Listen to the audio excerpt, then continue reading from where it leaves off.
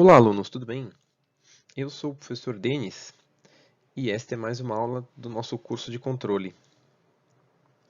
Essa é a terceira parte da primeira aula prática. Nessa aula, a gente vai fazer a simulação de um circuito RC com uma toolbox de controle do Python. Olha que bacana!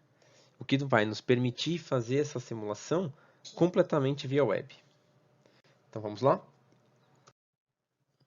Bom, então nessa aula a gente vai continuar usando um software gratuito para resolver um exemplo de resposta ao degrau de um sistema em malha aberta. No entanto, nas aulas anteriores a gente usou um software gratuito chamado Scilab. Nessa daqui a gente vai usar o Python e a toolbox que ele tem, que é a Control. O Python é uma linguagem de programação, não é um software como o Scilab. Então você precisa de um compilador de Python. E existem muitos, pagos e gratuitos, a gosto do freguês mesmo. Inclusive, o que a gente vai fazer aqui, existem compiladores online. E eles vão permitir que você faça as nossas simulações, mesmo que você só disponha de um smartphone ou de um tablet. Mas vai deixar muito simples que você faça elas no computador também e deixe elas disponíveis na nuvem para que você acesse as suas simulações onde quer que você esteja, ok? Bom, a ferramenta web que a gente escolheu aqui é o Google Colab, que é gratuito, mas você precisa ter uma conta no Google, ok? Uma grande vantagem de fazer em Python em relação ao Scilab é que ela é de fato uma linguagem completa de programação. E, portanto, ela tem muito mais bibliotecas e possibilidades do que o Scilab, ok? Não do ponto de vista de controle necessariamente, mas de um modo geral, banco de dados e assim por diante, ok? Inteligência artificial.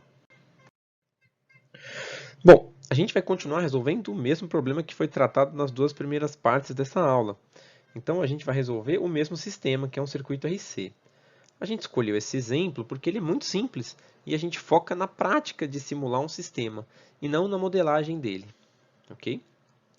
Lembrando então que nas aulas anteriores, e eu convido vocês a entrar nelas aqui e olhar, vou tentar deixar o link aqui na descrição, a gente já viu como resolver, como simular a resposta ao degrau de um circuito RC de duas formas.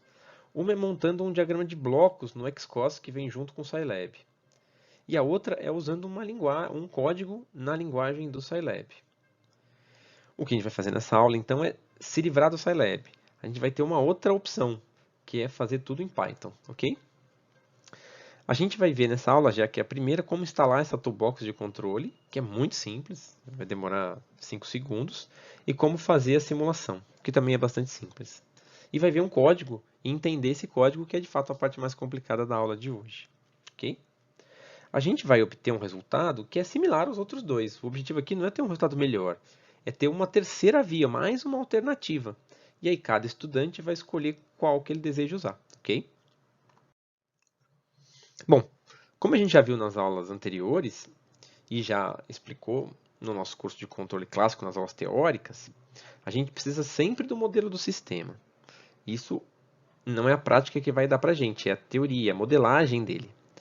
Então, no nosso circuito RC, ele vai ter como entrada uma tensão, que é a tensão sobre o resistor e o capacitor, e como saída a tensão só sobre o capacitor, ok? Para poder encontrar o modelo no domínio de Laplace desse sistema, no domínio da frequência, a gente vai escrever a saída, que é igual à tensão do capacitor, que é então a tensão de entrada menos a tensão no resistor, ok? Uma vez feito isso, a gente vai lembrar então que a tensão do resistor é a resistência vezes a corrente no resistor. Mas por ser um circuito série aqui entre o resistor e o capacitor, a corrente no resistor é igual a do capacitor, então a gente já pode trocar pela corrente do capacitor. E agora usar a equação constitutiva do capacitor, que diz que C igual a C dVc dt. E aí a gente chega aqui nesta representação da tensão no resistor em função da tensão no capacitor, ok? A relação entre as duas tensões. Com elas, agora eu substituo aqui nessa equação de cima, que é a equação da malha do circuito, e vou chegar aqui, a tensão de saída, V0, é igual a VI menos VR, que a gente recalculou, ok? Bom, agora eu posso redistribuir, rearranjar essa equação e colocar a entrada de um lado e saída do outro. Tudo bem? Tanto a representado normalmente quanto a derivada. O próximo passo é aplicar a transformada de Laplace sobre esse EDO, que essa aqui é EDO do circuito. Para aplicar a transformada de Laplace, a gente vai fazer a transformada direta do VI em VI no domínio S, do V0 em V0 no domínio S. Agora, o RC também aparece aqui normalmente. No entanto, a derivada de V0 vai ser igual a S vezes a transformada do V0, que é só o V0 no domínio S. Okay? Teria mais um termo aqui que é a condição inicial, que a gente vai desprezar porque a gente está calculando a função de transferência. No entanto, se você estiver usando uma representação mais sofisticada, como a de espaço de estados, você precisa manter ela, tá bom? Ok. Agora, o que a gente vai fazer é colocar o V0 em evidência e passar o VI dividindo e o que sobrar da evidência dividindo para cá. Quando eu colocar o V0 em evidência, vai ficar 1 mais RC vezes S, que eu passo dividindo, e passando o VI dividindo eu encontro a função de transferência, que nada mais é do que a saída sobre a entrada no domínio de Laplace. Okay? Isso aqui eu passei bem rápido, expliquei bem rapidamente. Se você não entendeu, fique tranquilo. Olhe a aula de modelagem de sistemas que está lá na playlist de controle clássico. Okay? Lá eu vou fazer isso aqui com muito mais cuidado e com certeza você vai entender. Bom, resumindo a teoria envolvida, né? Não que a gente precise disso necessariamente para a aula de hoje, mas só resumindo para a gente entender onde a gente está. A gente vai fazer uma simulação de um circuito RC em malha aberta, certo? Então não vai ter um controlador, vai ser só o circuito excitado por uma entrada. Que entrada? Um degrau unitário, ou seja, esse degrau ele vai valer 0 até um certo ponto e depois vai mudar para 1 a partir de um certo ponto. Tudo bem? O que mais? Se você quiser, você pode transformar essa entrada no domínio S. Mas a gente não precisa fazer isso para fazer as nossas simulações. O que a gente precisa, isso sim, é desta função de transferência. É ela que a gente vai passar para o nosso programa em Python para ele poder fazer a nossa simulação. Okay? No entanto, se você quiser calcular esse resultado analiticamente, o que você precisaria fazer é calcular a saída multiplicando a entrada, que é 1 sobre S, que é o degrau, pela função de transferência. Não é? É só perceber que você vai simplificar o VI e vai dar V0 de novo. Então, 1 sobre S vezes 1 sobre 1 mais RCS vai ficar essa equação aqui. E se você fizer a transformada inversa de Laplace, você chega na equação que a gente vai calcular usando Python. Mas a gente não vai calcular pela equação do domínio do tempo. Na aula 1b, a aula anterior, que está aqui nessa playlist, eu mostro como você, também com uma ferramenta web, calcula essa transformada inversa de Laplace. Ok? Bom, a biblioteca de controle do Python, a control do Python, ela é uma toolbox desenvolvida para utilizar diversas ferramentas numéricas que o Python já possui. Então vocês vão ver que quando a gente instalar ela, ele vai verificar se você já tem instalado a biblioteca NumPy, a SciPy, a Matplotlib e assim por diante. Se você não tiver instalado elas, você tem que instalar, caso você esteja usando um compilador no seu computador. O computador que a gente vai usar da web já tem essas bibliotecas instaladas. A gente só precisa instalar a biblioteca control, ok? Para saber mais sobre essa biblioteca e da onde eu tirei todas as referências para essa aula, entre no site oficial da biblioteca, ok? Para instalar a biblioteca, o comando que a gente vai usar é esse aqui, o pip install control. Então você não precisa baixar a biblioteca, nada disso. Você manda o Python instalar e ele sozinho vai no repositório, pega e instala, ok? Vocês vão ver como é que isso vai funcionar, fiquem tranquilos. Bom, o código que vai fazer essa simulação está aqui. Daqui a pouquinho a gente vai esmiuçar ele mais. Vocês devem saber que o resultado é um gráfico, não é isso não? E o gráfico está aqui, ó. Em vermelho tem a resposta, tem a entrada, quer dizer, o degrau unitário. Então, quando eu pego esse nosso sistema, e aqui eu preciso dar valores, né? O resistor vale 1 e o capacitor vale 1, 1 ohm e 1 farad. E simulo esse sistema como entrada em degrau, ele vai responder desse jeito. Como a saída é a tensão do capacitor, ele está mostrando a carga do capacitor aqui. Mas isso funcionaria para qualquer sistema de primeira ordem, certo? Até de segunda, terceira, claro, mas funcionaria para qualquer sistema. Eu estou pensando do ponto de vista de controle, do ponto de vista sistêmico do problema. Ok? Bacana, né? Interessante. Vamos ver como esse código funciona?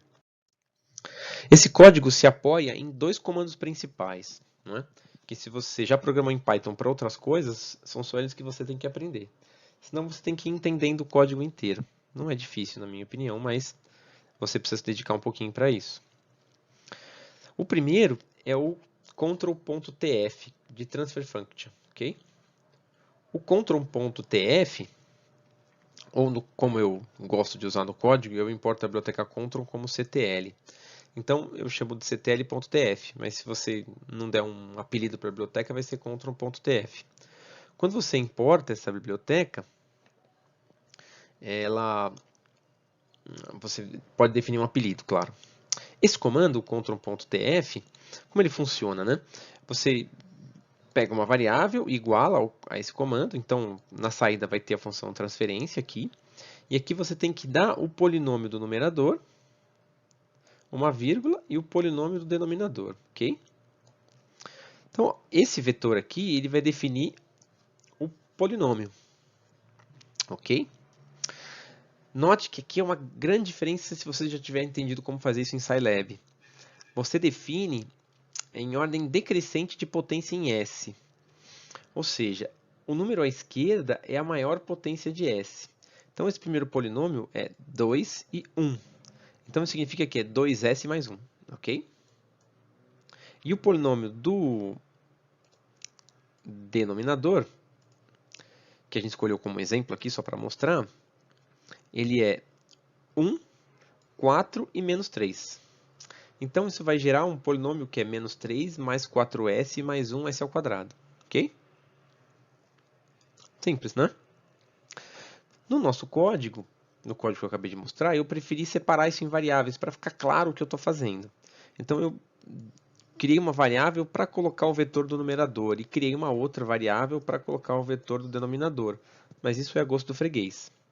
Eu criei a variável numerador e coloquei 1.0, porque eu quero usar a função de transferência, que vai ser essa aqui, né? Ok? Então, esse 1.0, né? Ele vai criar um vetor que só tem um termo, que vai acabar se tornando o polinômio 1 do numerador. O vetor do denominador ele é 1 e r vezes c. Note que no nosso código eu defini essas variáveis, r e c, e dei valor para elas. Então, é só sair usando elas para calcular, que se você modificar em um ponto lá o código, ele já recalcula tudo, ok? Mas quando eu defino então o vetor desse jeito, ele vai fazer essa conta aqui e vai criar esse vetor. Tudo lá no transfer function, no control.tf. E aí vai dividir um pelo outro. E o resultado final vai ser a função de transferência que a gente quer, que é a função de transferência em malha aberta do circuito RC. Ok? O segundo comando-chave é o step response. Então ele também tem a biblioteca control. Então na internet você vai encontrar escrito assim, ó, control.step_response, mas se você quiser colocar ctl.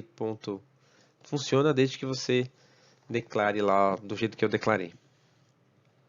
O que ele faz? Ele serve para calcular a resposta ao degrau. Ponto. Certo? A partir de uma função de transferência. Então, dado uma função de transferência, ele calcula a resposta ao degrau. Mas ele precisa de mais uma entrada. Então, aqui no nosso exemplo, ó, você precisa de uma variável, mas você pode colocar o número ali se quiser, mas eu recomendo que você use uma variável, que eu chamei de T5, que é o tempo de simulação. Então, ele vai definir até onde ele vai calcular essa resposta ao degrau, porque ele pode calcular até o tempo infinito, certo? Mas eu quero calcular até 10 segundos. Então, eu coloquei T5 igual a 10 e passei para o control.step_response a função de transferência em malha aberta, que foi criada lá pelo comando tf, e o T5. Note que ele tem duas saídas, ok? Esse comando tem duas saídas. Ele devolve um par de vetores. Ele devolve um vetores com vários valores de saída e os tempos equivalentes a cada um desses valores, certo? Então, você vai precisar dos dois para poder fazer o gráfico, ok? Ele já devolve os dois, certo? O que você definiu, ele vai seguir. Ele vai fazer de 0, porque a resposta ao degrau é sempre de 0 até 10 segundos. Tudo bem? E o t, então, são os valores de tempo correspondentes a cada uma das respostas calculadas no yout. Então, vamos entender o código inteiro agora. Ó, esses três primeiros comandos importam bibliotecas que eu vou utilizar, ok? A control e eu importei como CTL, então eu vou poder chamar as funções dessa biblioteca como CTL ponto. Essa matplotlib.pyplot, e eu importei como PLT, como todo mundo faz, porque eu vou usar ela para fazer o gráfico. E a NumPy, que é a Numeric Python, né, como NP, que tem um monte de capacidades, inclusive criar os vetores, ok? Uma vez importadas as bibliotecas, começa o código em si. De vez em quando eu coloco um comentário. O comentário no Python é uma linha que começa com uma hashtag, ok? Você pode colocar o comentário numa linha que começa ou a partir de qualquer ponto e vai ter um comentário ali. Então eu começo definindo o valor do R e do C, ele cria essas variáveis e define. Então as duas valem 1. Você pode estar se perguntando por que eu defini desse jeito, ó, 1 ponto. Eu defini assim porque eu quero que ele entenda que esse 1 é uma variável do tipo ponto flutuante, não inteiro. Então é uma tecnicidade, se você não sabe a diferença dessas variáveis, ok? Fique tranquilo, só seguir isso que vai funcionar. Depois a gente criou os nossos vetores de numerador e denominador, como está explicado antes, e usou o comando clt.tf. Pronto, ele já criou essa função de transferência aqui, ó. Agora eu quero olhar ela, eu quero ver se criou certo, se o meu comando está funcionando como eu espero. Então eu posso pedir para mostrar e uso o comando print. Eu coloco entre aspas simples um texto para explicar o que vai aparecer ali, senão vai aparecer um resultado que eu não vou saber o que é. E depois coloco uma vírgula e digo o que ele quer mostrar. Então ele vai escrever o H lá bonitinho, tá bom? Vai aparecer esse resultado aqui, mas já com os valores numéricos de R e C. Depois eu calculo a resposta ao degrau. Então para calcular a resposta ao degrau, eu vou usar esse comando que a gente já viu, que é o step response, ok? Uso o tsim, que está definido aqui, e o h, que foi calculado aqui em cima. Depois eu já vou plotar o resultado. Então eu vou plotar o resultado com t e y alt, e vou colocar o resultado em azul, ok? Então eu uso o comando plt.plot e coloco valores de x, valores de y e com a cor da linha que eu quero. E se eu quero linha cheia, então um tracinho significa que a linha vai sair sólida aqui. É o mesmo código que se usa o Scilab e o MATLAB. Depois, para ficar um pouco mais bonita a resposta, eu vou calcular o degrau unitário e poder comparar, senão eu vou ver uma curva e vou ter que ficar olhando a escala, né? Para fazer isso, eu vou criar um vetor. Eu vou usar esse comando np.linspace, então o np é da biblioteca NumPy. Ó. Esse linspace vai criar um vetor que vai de -1 até 10 com 1000 elementos, ok? Esses vão ser os tempos em que ele vai calcular o degrau. Eu vou depois construir o degrau em duas etapas. Primeiro eu vou transformar cada valor de tempo em 1.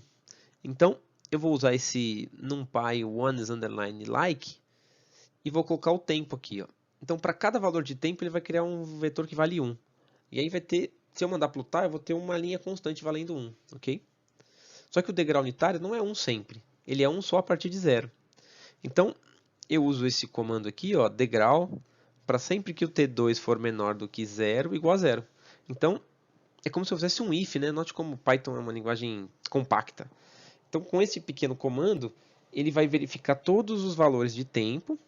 Sempre que o tempo for menor do que 1, no mesmo índice ele vai zerar o degrau. E aí eu vou ter um degrau certinho. Aqui a gente vai imprimir ele, ó, plt.plot T2, que tem seus tempos que eu criei, o degrau, e vou colocar em red, em vermelho, ok? Quando a gente fizer isso, vai aparecer o degrau lá, como vocês viram. E aqui tem mais 3 linhas de comando, 4, né, para deixar o gráfico mais bonito. Então eu coloquei tensão em volts no eixo Y, porque de fato são tensões, a entrada e a saída. Coloquei o tempo em segundos, porque é o tempo que vai aparecer no eixo X. Como eu vou ter duas curvas, eu coloquei uma legenda. Então vai escrever lá, resposta ao degrau na primeira curva que eu plotei, e a primeira que eu plotei é esta aqui. E degrau unitário na segunda que eu plotei, e a segunda que eu plotei está aqui. Ó. Então é pela ordem mesmo. Né? Ok?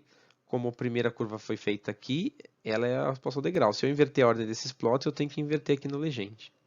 E por último eu mandei colocar o grid, porque ajuda, né, ali as escalas, um gridzinho na figura. Tudo bem?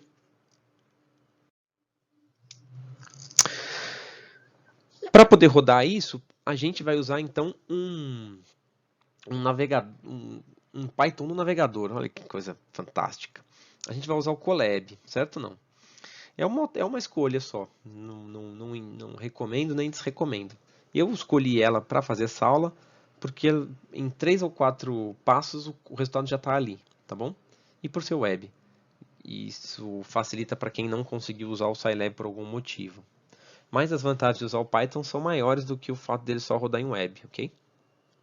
Então, ao escolher usar o Google Colab, a gente pode executar o nosso código em qualquer navegador, desde que você faça login na sua conta do Google, ok?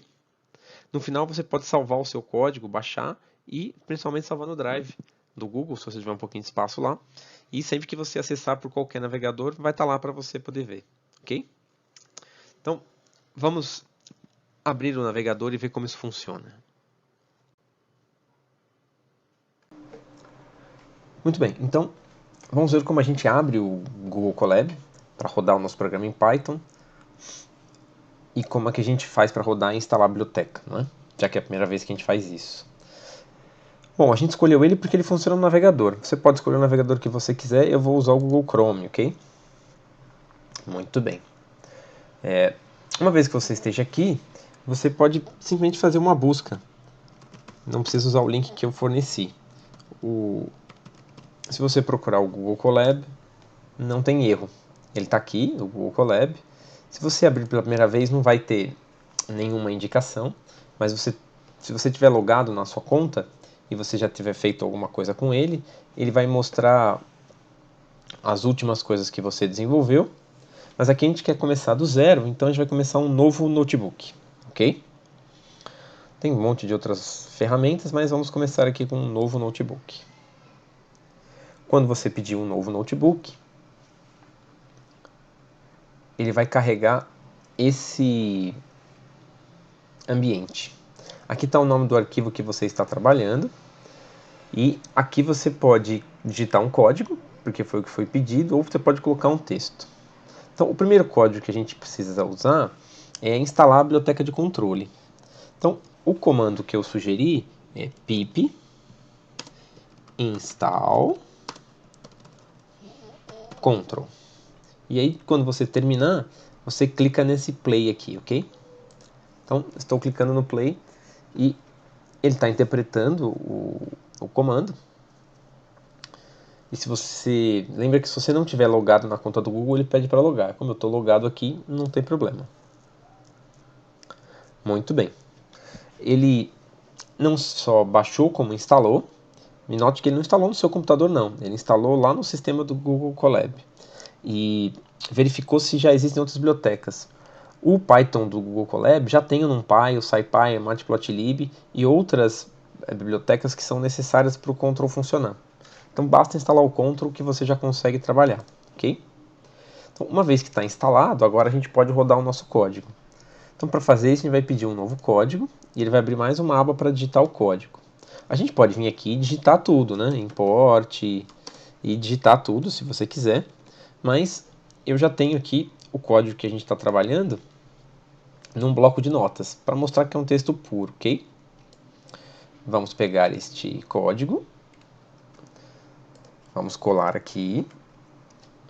Eu deixei de propósito a última linha para a gente não colocar, que é o plt.grid. Pronto. Está inteiro digitado, tá vendo? À medida que você coloca, ele já vai interpretando. Eu gosto de usar a biblioteca control como CTL, mas é mais padrão na internet você encontrar simplesmente import control.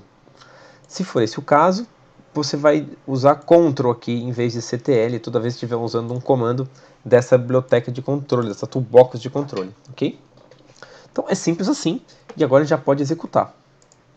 Então, uma vez executado o código, ele, toda vez que tiver um print, ele vai mostrar. Então a gente tem um print aqui que diz que a função de transferência de malha fechada é igual, então ele imprimiu esse texto aqui, e depois ele imprimiu o que está escrito dentro da H. A H é a função de transferência que é o 1 sobre 1 mais RCS. Como o RC também vale 1, então a função de transferência é essa aqui, 1 dividido por S mais 1, tá certinho, bateu o que a gente esperava, ok? A resposta ao degrau é toda calculada, como já está explicado, e o resultado sai aqui, tá vendo? Olha que bacana, não? Simples, né? Se você quiser usar essa figura, basta clicar com o botão direito e pedir para guardar a imagem como, tudo bem? Você pode até copiar a imagem e já colar direto numa apresentação, num documento, certo? Aqui eu decidi não colocar título, mas se você quiser você pode colocar também com plt.title. Vamos supor que você agora deseje modificar quais são os valores do RC, não é? Se você quiser fazer isso, você tem dois caminhos. Ou você subscreve o que você fez aqui, ou você cria um novo código, tudo bem? E vai deixando tudo aqui na ordem. Então, eu vou criar um novo código. Então, o resultado anterior fica aqui, quem sabe eu não quero comparar. Vou copiar o meu código, olha que interessante como funciona o Google Colab. Vou colar ele aqui, mas agora eu quero saber o que acontece se o resistor for a metade do que tem aqui. Então, em vez de ser 1, o resistor agora vai ser meio ohm. Como será que vai ser a resposta em malha aberta do meu sistema, do meu circuito RC? Então vamos executar. Olha, a resposta ficou mais rápida, não é? Antes, lá pelos 4 segundos, é que ele estava chegando perto do degrau de entrada. E agora ele chegou perto do degrau de entrada com 2 segundos. Note que a função de transferência em malha aberta mudou, certo? Então agora eu tenho 1, RC agora vale meio, então é meio vezes S mais 1. Ok? Simples, né? Muito simples. Agora o que você pode fazer é, clica aqui e modifica o arquivo que você está criando, certo? Então, essa é a nossa aula 1C de controle na prática.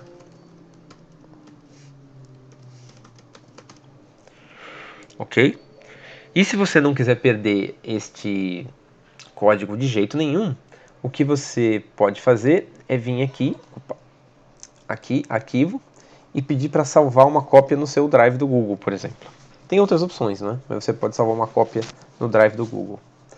E aí sempre que você abrir vai estar lá guardadinho, tudo bem? À medida que a gente vai resolvendo, ele já vai guardando as alterações, não tem problema. O que você deve sempre se lembrar é que toda vez que você reabrir esse sistema, você precisa instalar de novo a biblioteca, ok? Você precisa rodar esse comando e depois os outros, mesmo que já esteja um notebook todo criado. Você precisa sempre rodar o primeiro para depois poder rodar os códigos que utilizam o Ctrl, ok? Então é isso. Gostaram? Simples, não? Bom, vocês viram que interessante rodar uma simulação de controle direto pelo navegador, né?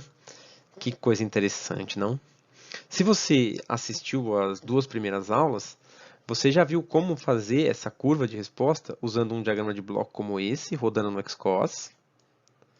Você já viu que a gente pode fazer um gráfico muito parecido com o que a gente fez em Python. Dá para deixar eles ainda mais parecidos usando uma linha de comando do Scilab, mas você tem que instalar o Scilab no seu computador. Ou você acabou de ver como rodar isso num navegador web, usando uma linguagem de programação, só que tem uma biblioteca para isso, que é o Python. O Python é uma linguagem realmente muito versátil, e eu recomendo a todos os estudantes de engenharia e tecnologias em geral que ao menos pesquisem para saber do que se trata e o que existe disponível para ele, ok? O resultado que a gente fez foi isso daqui, ó, certo? Então, qual lhe parece mais adequado? Bom, estudantes, é isso. Eu espero honestamente que vocês tenham gostado dessa terceira parte da aula e que tenha aberto mais uma possibilidade para que vocês pratiquem controle de fato, ok? Até mais e bons estudos!